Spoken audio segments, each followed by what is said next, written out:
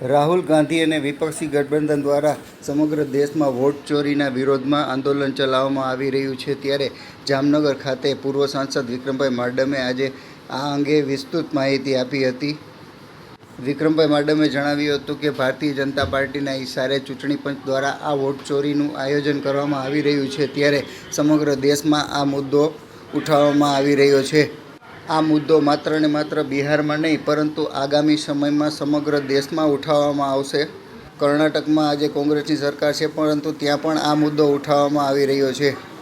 Vote ચોરી એ લોકતંત્ર પર પ્રહાર છે જે કોઈ રીતે સાંખી લેવામાં આવે તેમ નથી.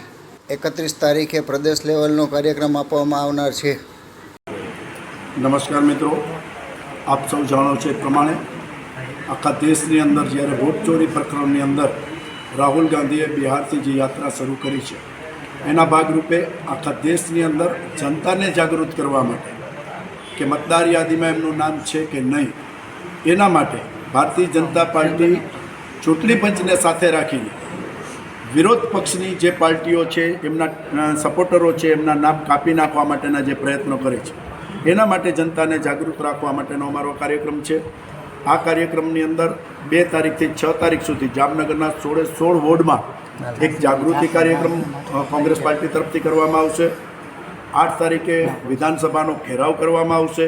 31 તારીખે અમદાવાદ ખાતે આખા પ્રદેશનો આ વોટ ચોરીની સામેનો કાર્યક્રમ એ કરવામાં આવશે. અને એના માટે આપણે સૌ જાણીએ છીએ કે મહારાષ્ટ્ર હોય, કર્ણાટક હોય, ભલે કર્ણાટકમાં કોંગ્રેસ જીતી છે છતાં ત્યાં ગડબડ કરી છે. અને ગડબડ કરી છે, જે ઉમેદવાર 25,000 જીતતો તો એ 5,000 જીતો, જ્યાં કોંગ્રેસની સીટો વધુ આવતી હતી ત્યાં કેમ ઓછી આવે એ પ્રયત્ન ભારતીય જનતા પાર્ટીએ ચૂંટણી પંચને સાથે રાખીને કરી છે. ચૂંટણી પંચની જે પ્રક્રિયા હતી ભૂતકાળમાં કોંગ્રેસના શાસનમાં કે દેશના વડાપ્રધાન હોય, ઓપોઝિશન લીડર હોય અને સુપ્રીમ કોર્ટના જજ હોય જે ન્યુટ્રલ છે, આ 3માંથી 2 જણા નક્કી કરે ચૂંટણી પંચના વડા બનતા. ભારતીય જનતા પાર્ટીનું શાસન આવ્યું ત્યારથી સુપ્રીમ કોર્ટના જજને સાઇડલાઇન કરી નાખવામાં આવ્યા અને કેન્દ્રના મિનિસ્ટરને એ સત્તા આપવામાં આવી. તો સ્વાભાવિક છે કેન્દ્રના વડાપ્રધાન અને મિનિસ્ટર બે એક તરફી હોય એટલે ચૂંટણી પંચની અંદર જેને પણ બેસાડવાના હોય એ ફક્ત પાર્ટીનો પોપટ થઈને બેસે અને પાર્ટી કી એમ કામ કરે. આ જે દેશની લોકશાહી ખતમ કરી નાખવા માટેનો પ્રયત્ન જે ભારતીય જનતા પાર્ટી કરી રહી છે એમાંથી દેશને અને લોકશાહીને બચાવવા માટે થઈને કોંગ્રેસ પાર્ટીના પ્રયત્નો છે.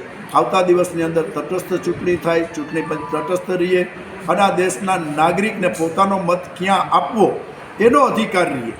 આ તો મતદાર યાદીમાંથી નામ જ ગાયબ કરી નાખવામાં આવે. એક મકાનની અંદર 70 મતદારો કેવી રીતે હોય? સિંગલ બેડના મકાનમાં 70 મતદારો હોય, એક સોસાયટીની અંદર 70,000 મતદારો હોય. આવા છબરડા જીવતા લોકોને મૃત જાહેર કરે અને લોકો એમ કહે કે હું તો જીવું છું, એ આખા દેશના મીડિયા સમક્ષ આવે એટલે જીવતા લોકોને મૃત જાહેર કરી દેવામાં આવે. આવા છબરડા જો ચૂંટણી પંચ કરતું હોય તો એ ચૂંટણી પંચને અટકાવવા માટે, આ દેશની લોકશાહીને ફરીને તંદુરસ્ત લોકશાહી બનાવવા માટે, ચૂંટણી પંચની આ ચુંગાલમાંથી છોડાવવા માટે અને ભારતીય જનતા પાર્ટીના મહાપાપને રોકવા માટેનો અમારો પ્રયત્ન